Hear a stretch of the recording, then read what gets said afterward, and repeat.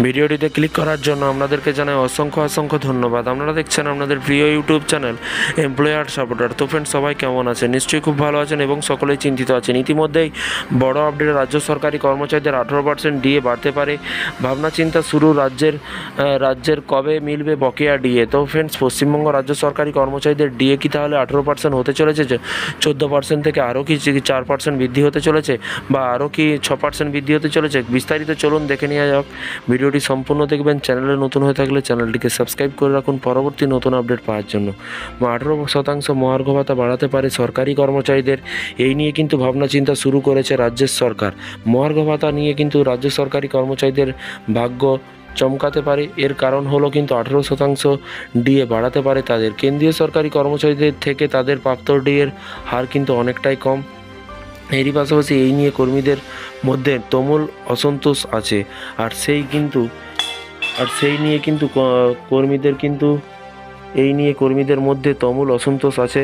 আর সেই আবহে কিন্তু বড় খবর সামনে এলো। জানা যাচ্ছে যে রাজ্য সরকারের তরফে 18% মহার্ঘ ভাতা বাড়ানোর বিষয়ে ভাবনা চিন্তা করা হচ্ছে বলে কিন্তু একাধিক রিপোর্টে জানানো হলো। তবে এক লোকতে কিন্তু 18% ডিএ বাড়ানো হবে না। একাধিক রিপোর্ট অনুযায়ী কিন্তু ইতিমধ্যে নয়া অর্থবর্ষের বাজেট নিয়ে কিন্তু প্রস্তুতি শুরু করে দিয়েছে মধ্যপ্রদেশ সরকার। আর সেটার অঙ্গ হিসেবে কিন্তু রাজ্য সরকারি কর্মচারীদের মহার্ঘ ভাতা বৃদ্ধির বিষয়টি কিন্তু বিবেচনা করা হচ্ছে। উৎসবের আবহে রাজ্য সরকারি কর্মচারীদের 3 বা 4% মহার্ঘ ভাতা বাড়ানো হতে পারে। 4% ডিএনএস রিলিফ বাড়তে পারে অবসরপ্রাপ্ত রাজ্য সরকারি কর্মচারীদের। একাধিক রিপোর্ট অনুযায়ী দুর্গাপুজো বা দীপাবলির আবহে রাজ্য সরকারি কর্মচারীদের 3 বা 4% মহার্ঘ ভাতা বাড়ানো হতে পারে।